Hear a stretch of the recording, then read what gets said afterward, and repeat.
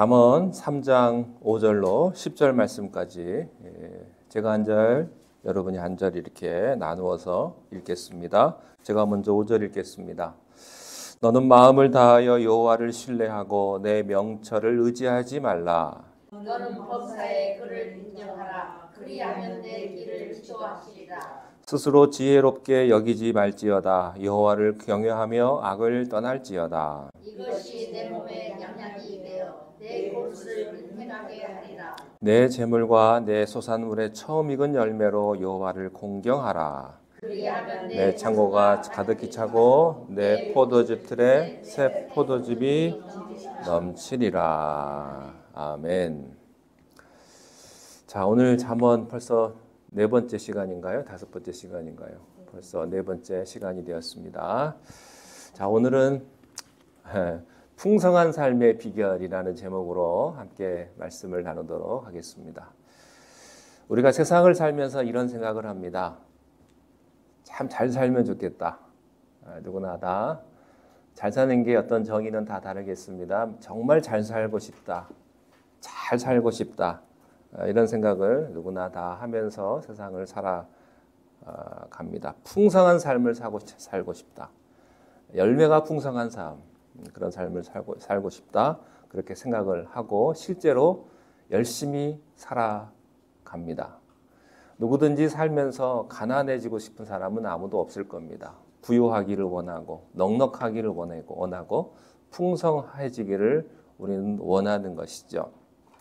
그 풍성한 삶의 기준이 사람들마다 다 다를 수는 있지만 모두가 다 그 풍성한 삶을 살고 싶어 합니다. 그리고 성경에서도 마찬가지로 풍성한 삶에 대해서 이야기를 하고 있습니다. 주님께서 세상을 창조하시고 또 우리를 지으시고 우리가 이 땅을 살아갈 때 우리가 궁핍하게, 부족하게, 약하게 살아가는 것을 하나님이 원치 않으십니다. 처음에 아담을 창조하시고 아담에게 주신 삶은 무엇과도 바꿀 수가 없는 그런 풍성한 삶이었고 은혜로운 삶이었습니다. 그런데 인간이 하나님의 은혜를 저버리고 죄가 인간에게 들어오자 그 결과로 정반대의 궁핍하고 두렵고 또 절망의 삶을 사람들이 살게 되었던 것이죠. 그런데 주님께서는 다시 한번 우리들에게 기회를 주시고 이 땅에서 풍성한 삶을 누릴 수 있다라고 말씀을 하십니다. 오늘 말씀을 통해서 풍성한 삶, 은혜로운 삶을 우리가 살아갈 수 있게 되시기를 바랍니다. 자, 이 잠언은 우리들에게 어떻게 하면 풍성한 삶을 살 수 있는지 거기에 대해서 가르쳐주고 있습니다. 자, 5절 한번 다시 한번 읽을게요. 시작. 너는 마음을 다하여 여호와를 신뢰하고 내 명철을 의지하지 말라. 인간적인 눈으로 볼 때는 누구보다도 화려하고 또 부족함이 없었고 천하의 권세를 쥐고 있었던 솔로몬이 이렇게 이야기를 합니다. 아마도 풍성한 삶을 살았던 사람 중에 가장 탑에 위치해 있었던 사람이 솔로몬이었을 것입니다. 그래서 솔로몬은 풍성한 삶의 조건들에 대해서 여러 가지 이야기들을 많이 할 수 있는 그런 사람일 것입니다.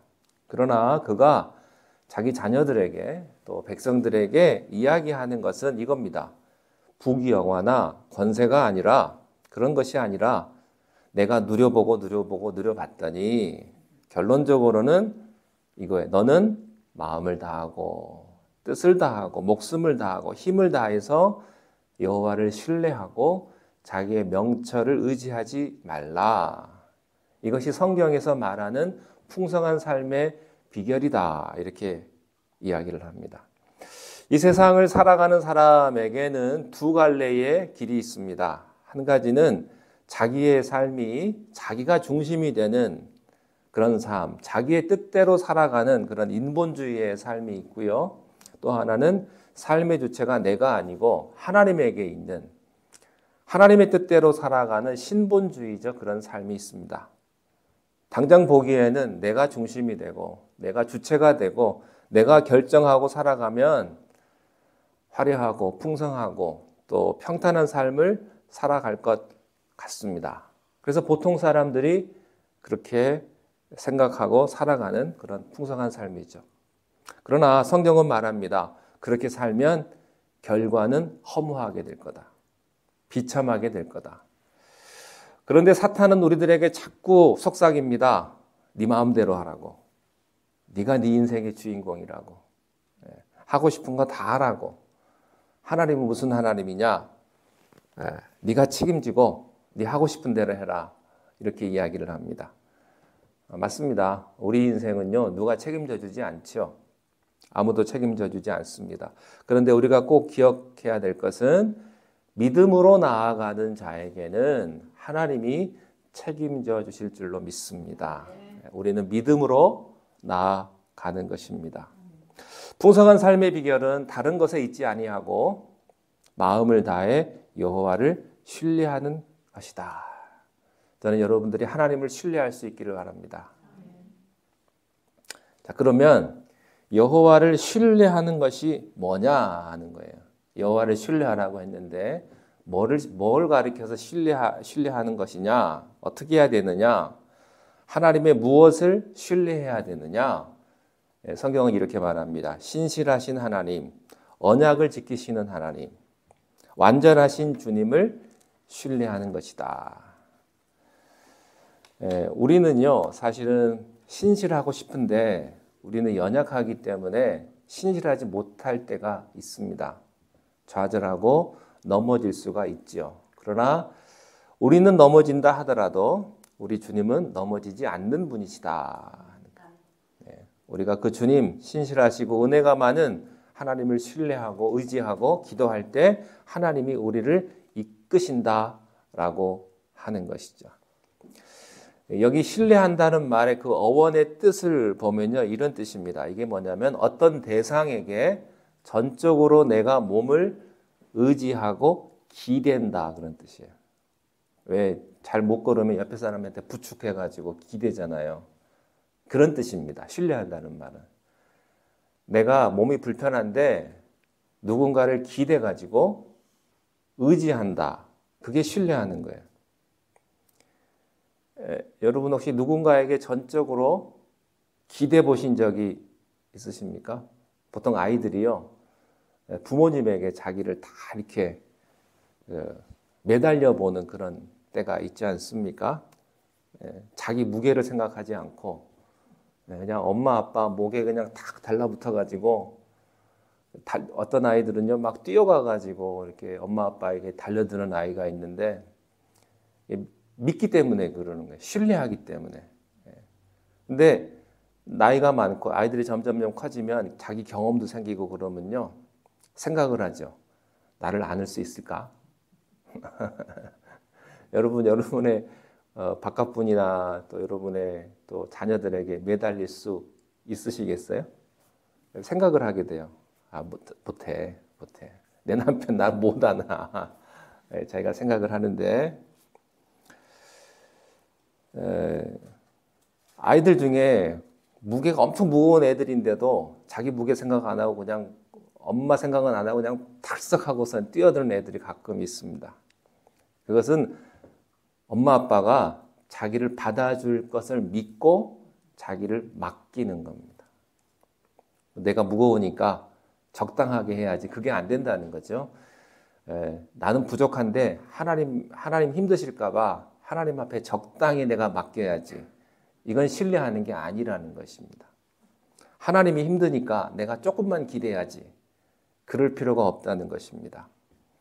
여기서 내 명철을 의지하지 말라. 이 뜻은 명철은 인간적인 교육과 훈련을 통한 지식입니다. 그러니까 세상 경험을 의미하는 건데, 내가 하나님 앞에 기댔는데 내가 몇 프로 의지해야 되느냐, 몇 프로 기댈까?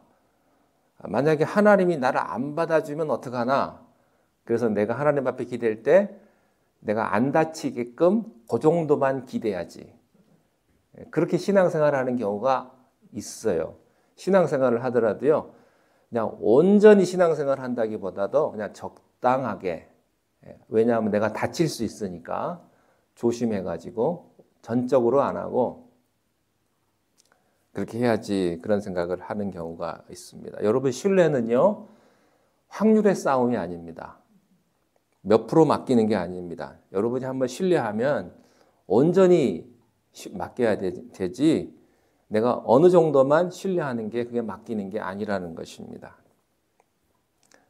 하나님을 100% 신뢰하시기를 바랍니다.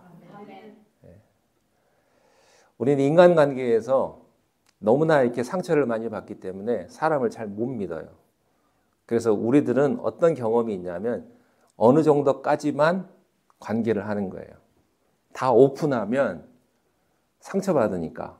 그러니까 나중에 그게 화살이 나에게 돌아올 수 있기 때문에 우리는 다 오픈하지 않고 다 신뢰하지 않잖아요. 네. 근데 하나님한테도 그렇게 하는 경우가 있다고 하는 거예요. 신앙생활 할 때도.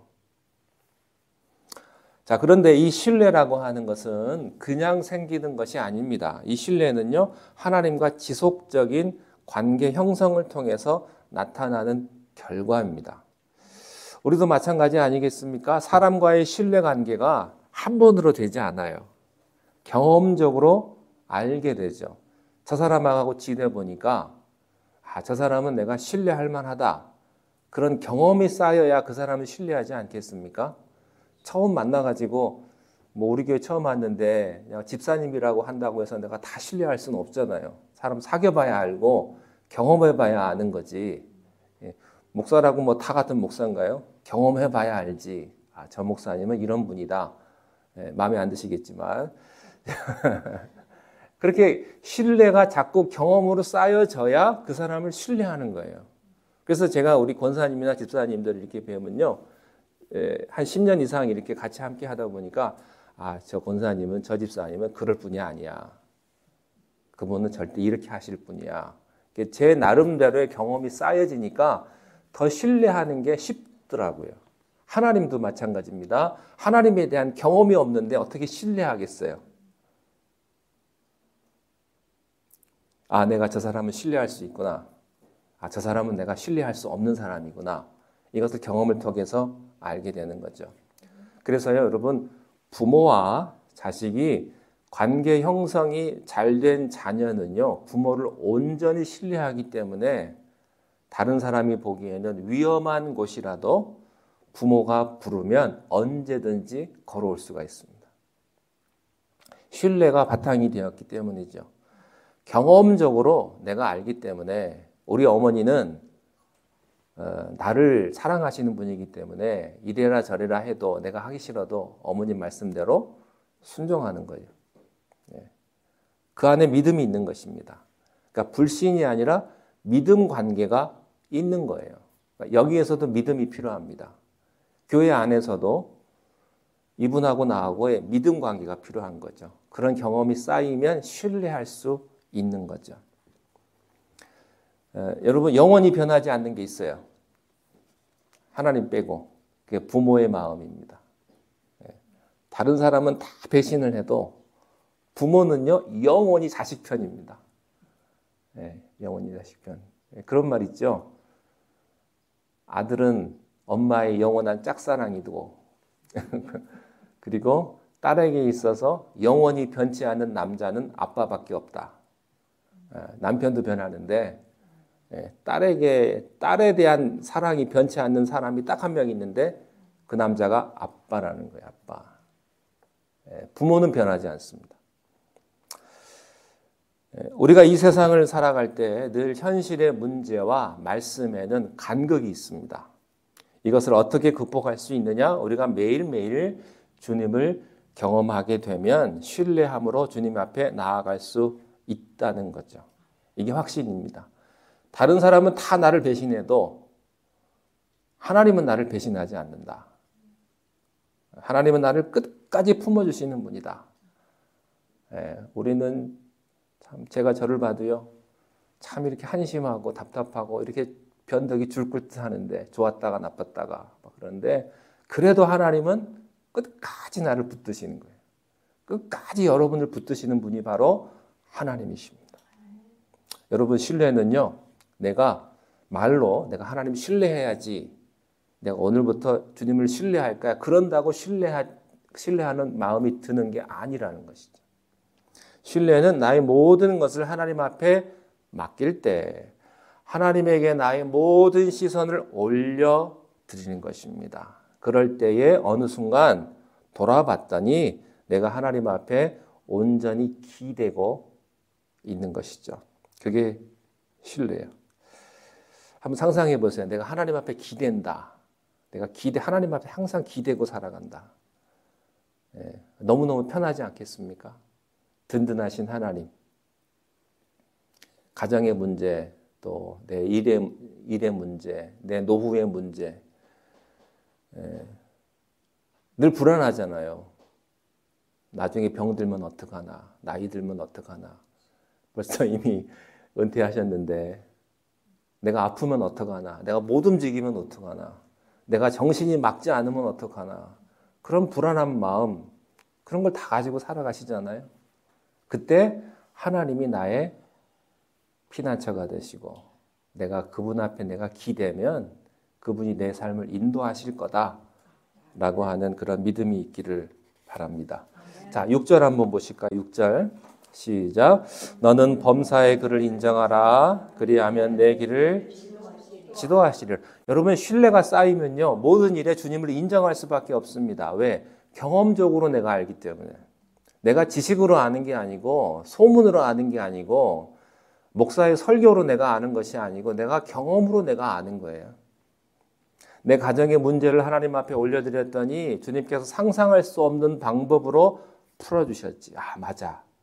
내가 내 직장의 문제, 내 사업장의 문제를 하나님 앞에 맡겨드렸더니 하나님께서 이렇게 길을 열어주셨지. 나를 여기까지 인도해 주셨지.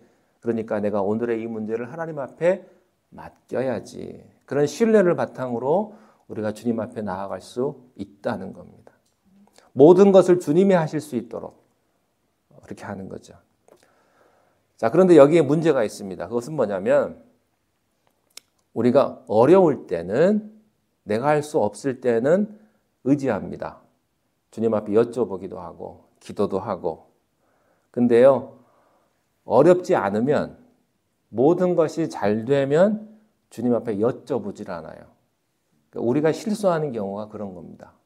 내가 하나님 앞에 기대해야 될 때, 정말 힘들 때는 하나님 앞에 기대했는데 그냥 아무 일도 없고 내가 할 수 있다고 생각하면 하나님 앞에 의지하지 않는 거예요. 중요한 건 뭡니까? 내가 잘 되든 안 되든, 문제가 있든 없든 항상 하나님을 의지하고 하나님 앞에 기도하는 거죠.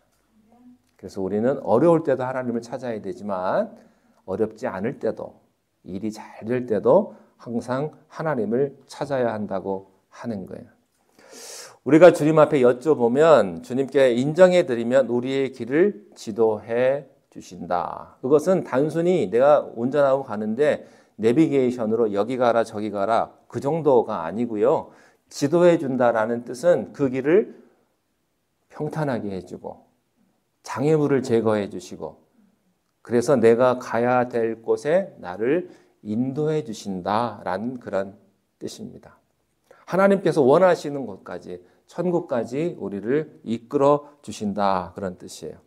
이것이 주님을 신뢰하는 자에게 주시는 축복이다라고 말씀을 합니다. 이걸 믿으세요. 나의 모든 계획은 하나님께 있고 나에게 있는 것이 아니고 하나님은 나의 계획을 가지고 계시고 그래서 하나님은 나를 인도해 주신다라는 그 사실을 여러분들이 믿고 나간다면 우리들의 삶은 두렵지 않을 것입니다. 하나님 앞에 맡기고 의지하면 두렵지 않습니다. 자, 7절 8절 읽겠습니다. 시작. 스스로 지혜롭게 여기지 말지어다.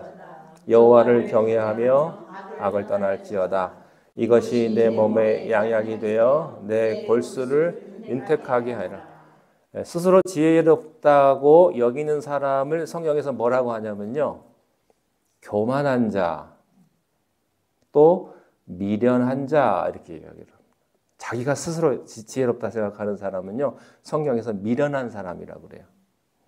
또 교만한 자를 야고보서 4장 6절에는 뭐라고 했냐면 교만한 자를 물리치시고 겸손한 자에게 은혜를 주신다, 이렇게도 말씀하셨어요. 우리들이 실수하는 것 중에 하나가 스스로 지혜롭다 생각하는 것입니다. 그래서 우리가 이제 교회에서 함께 신앙생활 하잖아요. 그러면 마음에 안 드는 게 얼마나 많아요. 저 사람 하는 것도 마음에 안 들고, 아, 저건 저렇게 하면 되고, 못마땅한 게 우리들한테 있잖아요. 그죠? 저 보시면 그런 거 있지 않으세요? 마음에 안 들어. 배 목사 하는 거 보면. 예. 아니에요. 있어요. 있어요. 그래서 권사님들, 집사님들 이렇게 서로 보면요. 아, 저 사람은 좀 아쉽다. 마음에 안 드는 경우가 있거든요. 있거든요. 예. 자주는 아니더라도 가끔씩은 있으실 거예요. 예. 근데 그것을 인정해 주는 거예요. 그냥 나와 다를 뿐이다. 뭐 그럴 수도 있지. 그냥 그러고 넘어가야지. 거기에 꽂혀가지고 뭐 집에 가서도 생각하고 다음에 또 생각하고 그러면요. 이게 자기 스스로 올무에 빠지는 겁니다. 올무에. 이게 죄의 시작이 되고 죄의 시점이 됩니다. 잠언은 말합니다. 여호와를 경외하는 것이 그 무엇보다 지혜롭다. 스스로 지혜롭다 여기는 악에서 떠나라. 잠언 9장 10절 한번 찾아보실래요? 9장 10절. 우리가 잘 아는 말씀인데 직접 찾아서 읽어보겠습니다. 10절 시작. 여호와를 경외하는 것이 지혜의 근본이요 거룩하신 자를 아는 것이 명철이니라. 여호와를 경외하는 것이 지혜의 근본이고 그분을 아는 것이 명철이다. 자, 그리고 이 모든 것이 내 몸에 오늘 3장 8절에 보니까 뭐가 돼요? 양약이 된다. 양약이 된다. 그리고 내 골수를 어떻게 한다? 윤택하게 한다. 무슨 말입니까? 우리의 영혼을 강건하게 하고 내 뼈를 튼튼하게 잡아준다. 뼈가 약하신 분들 이 말씀 붙들고 골다공증 걸리지 않게 튼튼하게 해달라고 기도해 주시기 바랍니다. 여기서 몸, 내 몸에 그랬잖아요. 이 몸의 뜻은요, 원어로 보니까 배꼽이라는 말이더라고요. 이것은 우리 몸의 중심입니다. 딱 가운데거든요. 가운데를 이야기해요. 이 말은 우리의 영혼이 흔들리지 않도록 붙잡아준다. 또 뼈가 튼튼하면, 중심이 튼튼하면요, 어려움이 올 때 흔들리지 않습니다. 그거 되세요? 바지 입을 때 일어서셔가지고 바지 입을 수 있으세요? 선체로? 한 발로 이렇게 한 발 들고서 바지 넣고 또 한 발 들고 되세요? 며칠 전에 넘어졌어요. 넘어졌어요. 네. 그러니까 한 발로요 이렇게 흔들리지 않고 일어나가지고 바지 입으시면요 뼈가 튼튼한 거예요 가운데가. 근데 연세가 드시면 그거 못합니다. 왜냐하면 한 발로 중심을 잘 못 잡기 때문에 앉아서 바지를 입어야 돼요. 뼈가 튼튼하지 않으면. 그러니까 뼈가 튼튼하면 내 중심이 흔들리지 않는 겁니다. 그래서 한 발로 한번 서보세요. 이게 얼마나 이렇게 한 발 들고 오래 있을 수 있느냐. 그게 여러분의 뼈 상태예요. 그 근육 상태이기도 하고요. 내 뼈가 튼튼하고 중심이 튼튼하면 환란이 올 때 흔들리지 않습니다. 교회에도 보면 교회에도 이런 분 저런 분 많지 않습니까? 어떤 분은요 조금만 아프면 흔들리는 분이 있어요. 그리고 조금만 일이 안 되면 막 요동하는 분이 계십니다. 그리고 실망하시는 분이 있습니다. 뼈가 튼튼하지 않기 때문에 내 영의 골수, 뼈가 튼튼하지 않기 때문에. 자, 9절 10절 마지막입니다. 시작. 내 재물과 내 수산물의 처음 익은 열매로 여호와를 공경하라. 그리하면 내 창고가 내 포도즙 틀에 새 포도즙이 넘치리라. 마지막으로 하나님을 신뢰하고 인정하는 것을 솔로몬이 말하기를 11조 소산물에 대한 이야기를 하고 있습니다. 헌물에 대한 이야기를 하고 있습니다. 11조의 원리는 이 땅의 원리가 아니고 천국의 원리입니다. 처음 익은 열매를 하나님 앞에 드리면 내가 가진 것을 주님께 드리면 없어지는 것이 세상의 원리이지만 왜 나한테 마이너스니까 내가 뺏어 드리는 거지만 그렇지만 하나님의 법은 다르다는 이야기입니다. 다르다는 이야기.